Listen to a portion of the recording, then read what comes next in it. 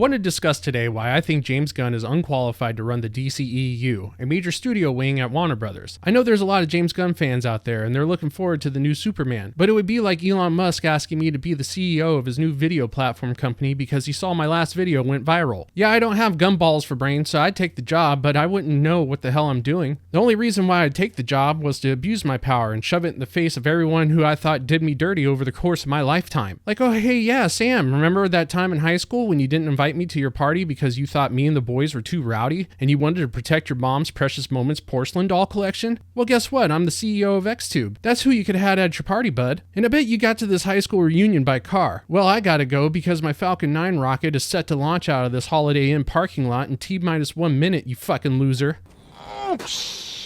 So long, gay boys! But let's go over how we got here first. After the Warner Brothers Discovery merger, David Zaslav took over and looked like he was Ivan Drago's fist and the whole company was Apollo Creed's skull.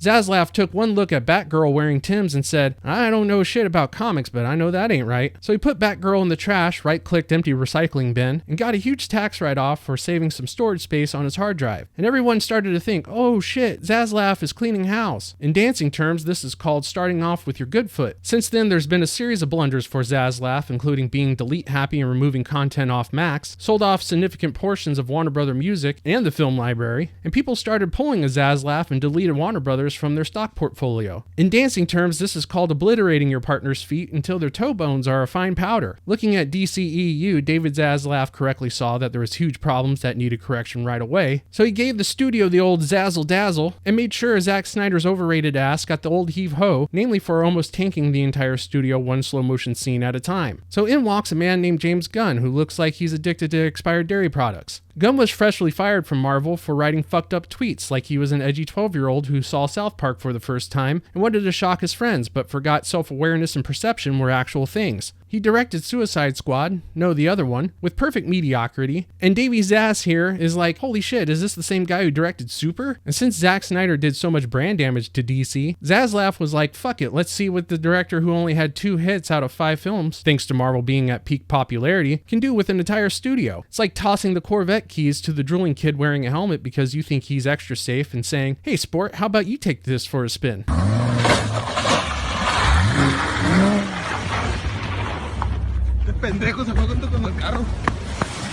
Now this might sound like I'm hating on James Gunn, but I think he did an okay job with Guardians of the Galaxy, even though I find them to be highly overrated movies. But there is no denying that they were massive successes. I'm just not sure that qualifies someone for running an entire wing of a major studio, and so far I'm not impressed. Gunn's first announcement was to a bunch of crap no one's ever heard of like Creature Commandos and The Brave and the Bold, which sounds like a soap opera a stay-at-home mom dry humps her washing machine to. He just needed to announce 2 things, Batman and Superman. No origin stories. Just give us the ribeye steak and baked potato meal of the comic book world. And make the potato fully loaded because I want to feel like my heart's going to explode before I tip the waitress. And James Gunn sorta did that. With the success of the Batman, especially during Zoom Call Lockdown Party 2020, he couldn't get rid of it, but for some reason he didn't exactly want it either. The Batman is being treated as the stepchild he doesn't really like because it's some other dude's kid, but he gets good grades and he's well-rounded. Mom is smoking hot, so he's got to pretend just in case this little shit is successful, and he could take some credit for it. At least they gambled on the Penguin and won with that one. Damn, that was a good show. So James Gunn created DC Elseworlds, an offshoot of the main continuity of the DCEU, because in no way is that going to be confusing when another Batman inevitably shows up, and Grandpa's going to be like, I thought the twink from Twilight was Batman, and you're tasked with explaining to him what's going on between his applesauce dumps and watching the 2003 bowling finals on ESPN Classic. Breaking news, no matter how simply you explain this, he still won't get it, and he will be more annoyed that you're still talking like a nerd.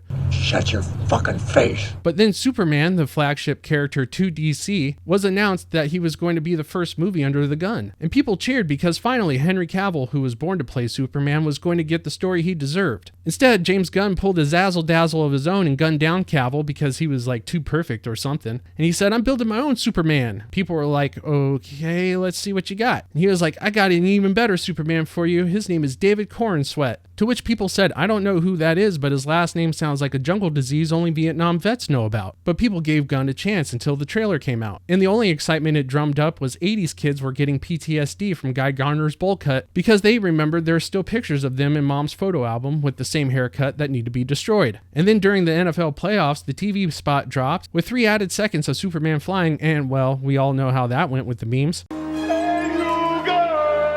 Mind you, this Superman project is directed by Gunn himself, which I can't think of a time when a studio head directed a film under his own umbrella, but here we are. The flagship big show directed by the head cheese himself, and some people have complained that you can't judge the whole movie by the preview, but I say that's bullshit. This is the grand entrance of what's to come, the big spectacle, the hype up to the main event, and the best word of mouth Superman can get is people dunking on it about bowl cuts and eyes where one is looking at you and the other one's looking at Zimbabwe. It's called pattern recognition, and it's built into everyone's brain that isn't made of Campbell's chunky noodle soup. People are recognizing that there's something absolutely off with this movie, and they're trying to determine if forking up their hard-earned money for a few tickets and a popcorn bucket that may or may not be fuckable is worth it. So yeah, not entirely sure why James Gunn is fit to run DC's cinematic universe. Most likely he's about to crash out on Superman. He's that boss that everyone knows is highly unqualified to be in a position of power, and as he talks to you, you just imagine his head randomly falling off his shoulders and shattering on the ground like it's a drop face. You know your job and his job better than he does, and the best advice James Gunn has for you is you gotta sell more movie tickets.